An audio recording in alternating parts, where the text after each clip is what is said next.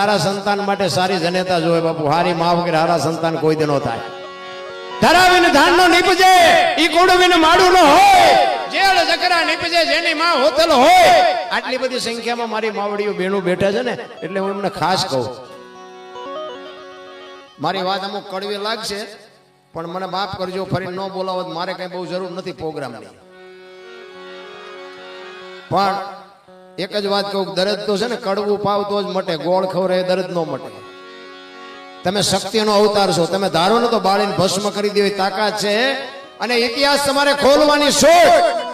જ્યાં ધર્મ ધ્રુજો પુરુષ નથી પૂગી શક્યો, ત્યાં દેશની આબરૂ બાપુ દીકરીઓ રાખી છે. તમે કયો તો હવાર સુધી દાખલા આપું તમને. દીકરીઓને હું સલામ કરું છું. એક સમર્પણની મૂર્તિ. આ માનો પ્રસંગ છે ને, એટલા માટે હું માની વાત કરું છું. શું કામ? ઈ છે ને, ઈ માં છે, એ આપણી કુળદેવી કહે છે ને. પણ હું તો એમ કહું, પેલા તો આ બેઠી ને ઈ કુળદેવી છે આપણી. આનેથી કુળ વધે. અને આ કુળદેવીને હાચવું છું ને તો જ ઓલી કુળદેવી કામ કરશે, નકર ખાવા ધાન નહીં રવા દે. હા, માં દીકરી છે તો બાપુ દીકરી છે. મને દીકરી બહુ વાલી લાગે, પણ મને ભગવાને આપી જ નહીં. નકે દીકરી બાપુ હું એવી વાત નથી કરતો, પણ હું મારા ગામમાં બીજા કોણ સમાજની દીકરીના લગ્ન હોય ને, મારો દીકરો મારી ભેગો છે, તમારે પૂછવું હોય તો પૂછી લે.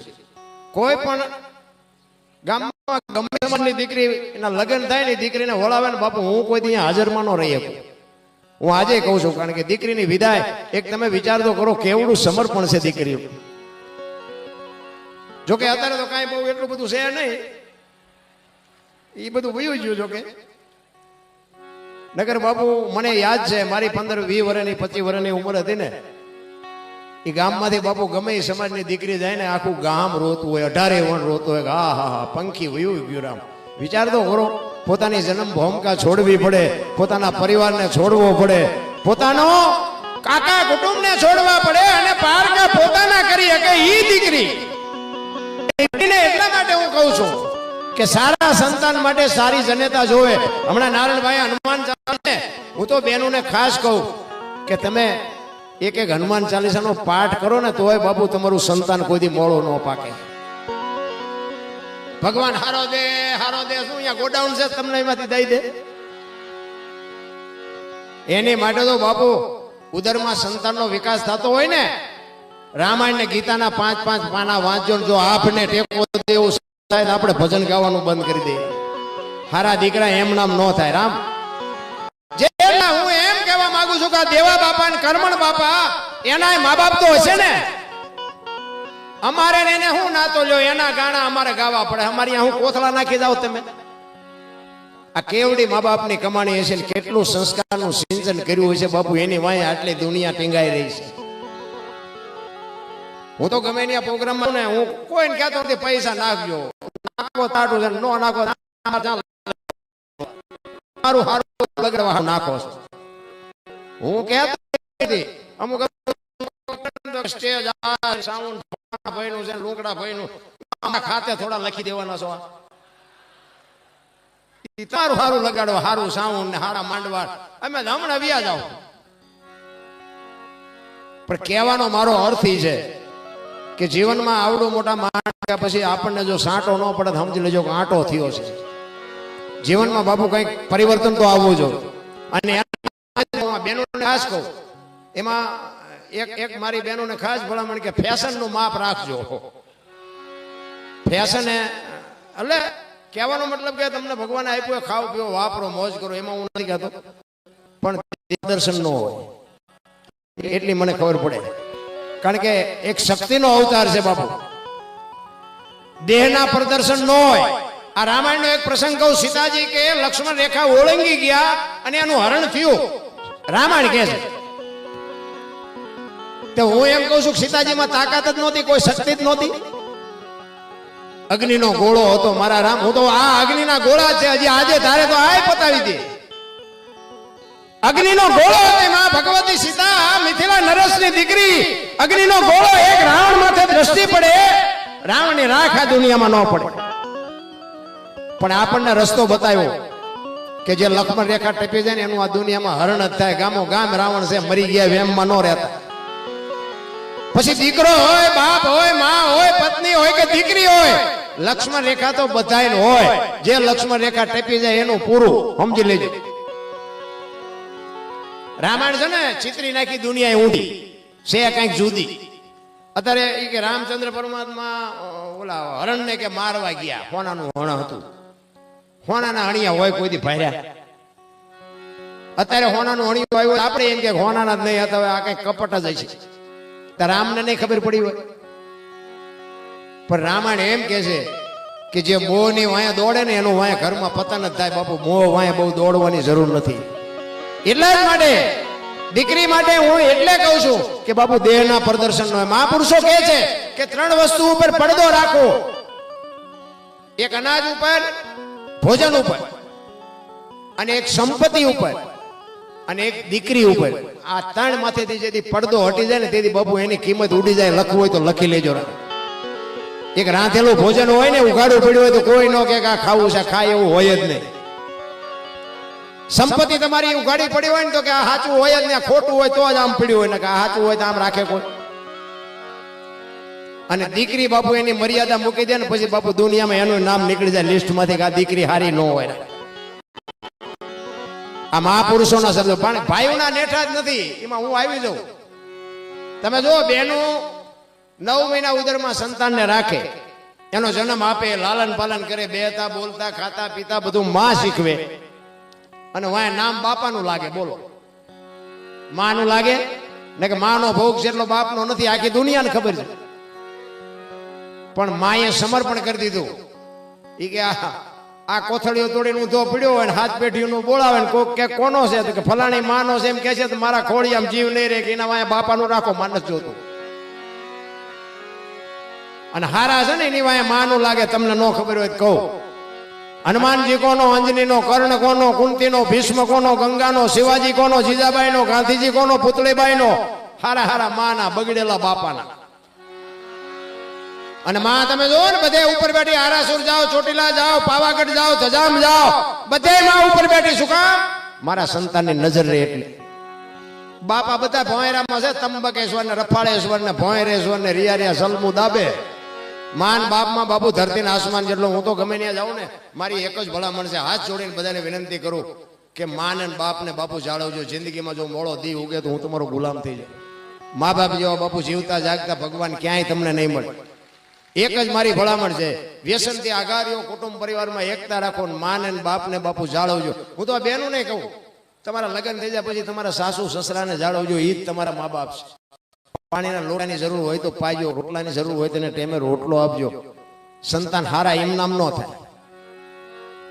ખરેખર બાપુ આ સંસ્કૃતિ આપણી, વિજ્ઞાનને હું માનું છું, ભણતરને માનું છું. નકરું ભણતર છે ને આપણા ગઢ આપણે રહેવા સારું મકાન નહોતું, ખાવા ધાન નહોતું, પણ મા બાપને કોઈ આશ્રમ મૂકવા ન ગયા. હવે અત્યારે ભણતર વધ્યા પછી જ મા બાપની જો કિંમત ન હોય તો મને એમ થાય કે આ ભણતરને શું કરવાનું? ભણતરની જરૂર છે 100%, પણ નકરું ભણતર તો રોટલા વગરનું રાખશે. એમાં અત્યારે તમે જોવો ભણી ગણીને તો તમે જો અમુક મા બાપને કે તમને ન ખબર પડે, સાલા મને વ્યો એક જ વાત કરે, તમને ન ખબર પડે. એટલે નહોતી ખબર એટલે 100 વીઘા રાખી હતી, તું 10 વીઘાના ઉલાળિયા મીડ્યો કરવા.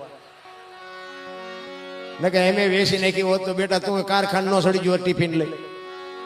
અરે શું મા બાપ માથે ભલામણા ઉતરતા. એટલા દેવ કરી હોય ને માએ બાપુ આમ મારો દીકરો, મારો દીકરો, મારો દીકરો મોઢું હુકાતું હોય, અને ઈ દીકરા બાપુ મોટા થયા પછી જો બટકું રોટલા હાટું માં કે બાપ આટા મારતા હોય જિંદગીમાં કોઈ દી ગાડું ન હાલે. રામ,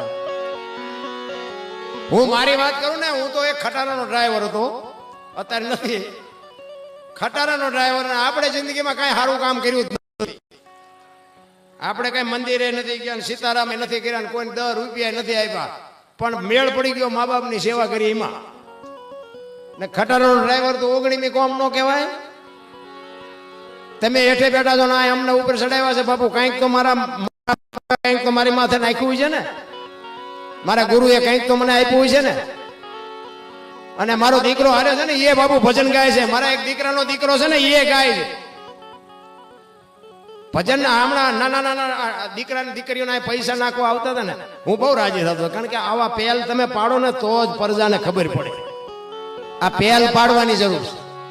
તમે જ ઉભા વાહાડા જેવા રખડતા હોય તો છોકરા શું કરે? આપણે વાંકું વળવું જોઈએ ને કે એટલે તમને ને મને મહાપુરુષોએ ખૂબ બધી શાન કરી છે. પણ ભજન મેં કીધું ને, મને ઘણા બધાએ કીધું આ હું આવ્યો ને, જોકે હું આવ્યો તમારા ગામમાં પહેલી વાર, પણ આ મીડિયાના માધ્યમથી ઘણા બધા મને મળ્યા કે બાપુ તમારા વિડીયા બહુ જોઈએ, તમારા વિડીયા જોઈએ કાંઈ નહીં વળે, એમાં હું બોલ્યો એ કરજો. જોઈએ શું વળે એમાં, હું જે બોલ્યો છું ને એવું કંઈક કરજો. અને હું કોઈ દી કોઈને એમ નથી કહેતો કે આને કોમેન્ટ કરજો, લાઈક કરજો, પૂછડું કરજો, ઢોકળું કરજો, આપણે એ કાંઈ જરૂરી નથી. ઈ 2 હાથ વાળા શું દઈ દો, 1000 હાથ વાળો કોમેન્ટ કરે તેથી ભૂખ ભાંગે, 2 જણા હું તને દેવાના હતા. એટલે મારે એવો કોઈ હિસાબે નથી, પણ મારો તો એક જ હિસાબ હોય કે મને કોઈ પણ જગ્યાએ પ્રોગ્રામમાં બોલાવ્યો હોય અને આટલા બધા બેઠા, એમાં જો 5 જણાને મારી વાત ગમી જાય એટલે મને એમ થાય કે મારી રાત સુધરી છે. બસ આપણો કોઈ હિસાબ નથી, આપણે કોઈને વેરાગ લગાડવો નથી. અને આ વાત તમને સમજાવવાની નથી. તમને સમજાય જાય તો તમારા પ્રોગ્રામનું ભાંગી ન જાય. તમને સમજાય આ નારાયણભાઈ આટલું બધું ગાયું, આમાં એક યાદ રહ્યું તો ઊંચો હાથ કરો તો આમ જ છે. તારે નો રહેતું છે, એની માટે પાત્ર બનવું પડે. કાચો પારો લખમણ જાણજો, જેવા તેવાથી જીરવો ન જાય. પાત્ર છે છોટા ને વસ્તુ છે મોટી, ઠામ વિના કોઈ દી નો ઠેરાય. આની માટે ઠામ બનવું પડે. હું એક ખટારાનો ડ્રાઈવર, હિન્દુસ્તાન આખું રખડી આવ્યો, પણ કોઈ રાજ્ય મારું જોયા વગરનું બાકી નથી. પણ કોઈ એમ કે દરબારે દારૂ પીધો તો પરમાટી ખાધી, તેથી 5 લાખની શરત મારીને આવજો. મારા મોઢામાં બાપુ ઝાડ જોડું લઈને તમને પગે લાગે છે. ખુમારી જોઈ, મારું કુળ કયું, મારું ખાનદાન કયું, મારા મા બાપ કોણ, આનો પાવર ન હોય તો મરી જવાય ભલામણ. અત્યારે વરસાદ થાય કોઈ દી આપણે જેટલા પુરુષ નથી દેખાતું. સોમાયા તમે જોવો તો બરોબર જેઠ મહિનો ચાલુ થાય ને પછી ધૂન બિહારે. આપણે શેની ધૂન બિહારી કે હવે આ તો ઉતાણીએ બિહારવાની હતી. હવે જેઠ મહિને તમે બિહારી છે તો દિવાળી અહીંયા હા પડશે. ઓલો અગાઉ કર્યા વગર ના એ છે આ પાછળ તમે ધૂન બોલો ને તરત અહીંયા સાંભળી જાય. આ તો ભૂખ લાગે ત્યાં બાપુ રોટલા રાંધવાની કમાવાની વાતું છે.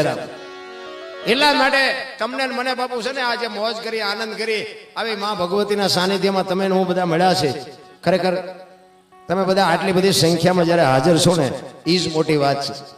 કોઈને ટાઈમ જ નથી.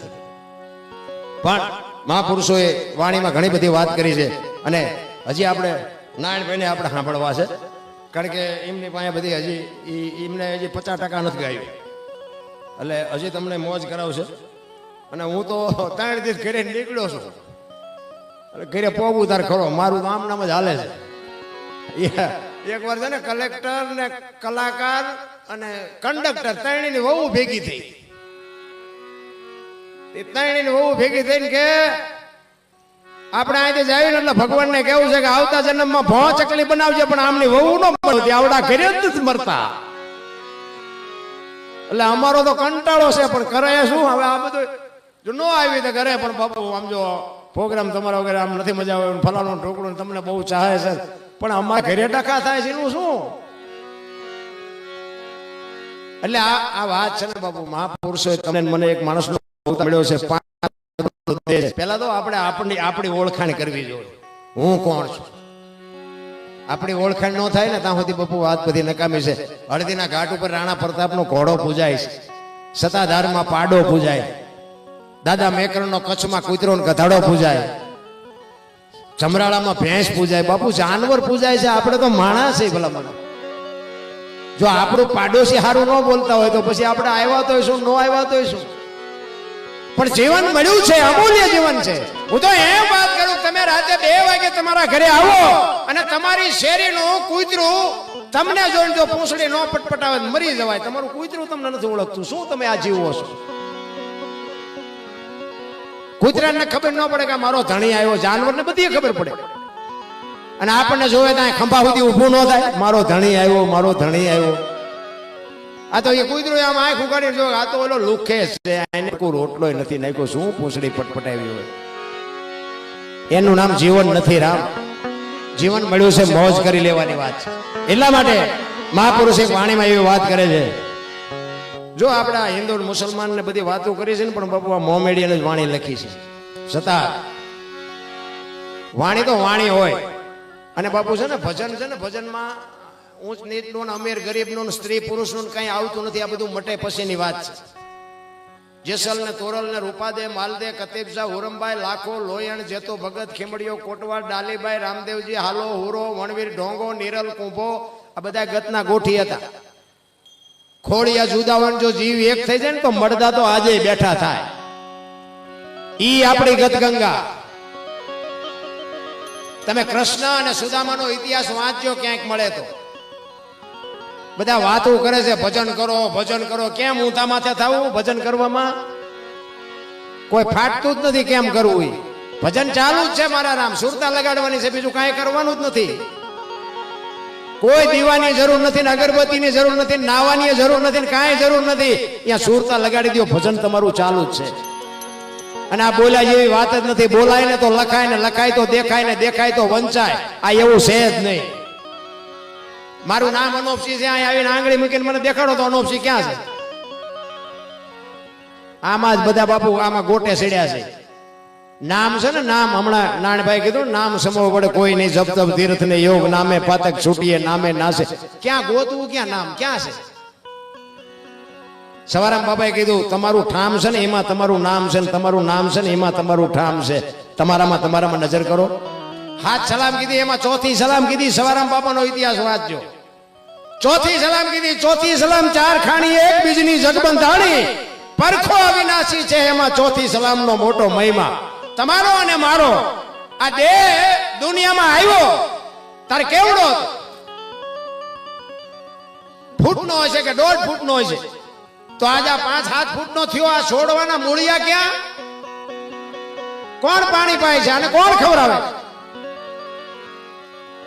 નકરા રાગડા તાણે માથા હલાવે કાંઈ નથી બોલે એવું. રામ બોલે બીજો નહીં, પરમેશ્વર છે પોતે. અકલ મઠા અવળા મથે બહાર જઈને ગોતે. ભાણકે તો ભટકીશ નહીં, મથી લે તારા અંતરમાં. ઠીક કરીને બેહી જા, પછી કરવું પડે નહીં કાંઈ. હરિદ્વાર વાળા કે સોમનાથ જવું છે, પાવાગઢ વાળા કે દ્વારકા જવું, તો સાચું ચા છે? સાચું છે અહીંયા કોઈ ગોતતું નથી. સવારામે વાણીમાં કીધું બજાણાની બજારમાં વાણી કરે. સુરતા કોઈ સુગડ સમેટે, સાહેબ ઘટમાં ભેટે. તીર્થ વ્રત બહુ કરે, જાય બદ્રીના બેટે. પડ્યું અહીંયા ગોતે નહીં, ગોતે શેટે શેટે. આદલ તો અંતરમાં રહેશે મારા બાપ, ભજન કરો તો ભેટે.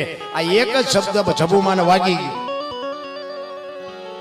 આપણને આખી રાત અમારા જેવા રાડ્યું પડે, નાયણભાઈ જેવા રાડ્યું પડે, બીજા કલાકારો રાડ્યું પડે. મજા આવી કે યાદ કઈ રહ્યું કે યાદ કઈ નો રહ્યું. જીવ બધું હોરો. આના માટે બાબુ મંથનની જરૂર છે.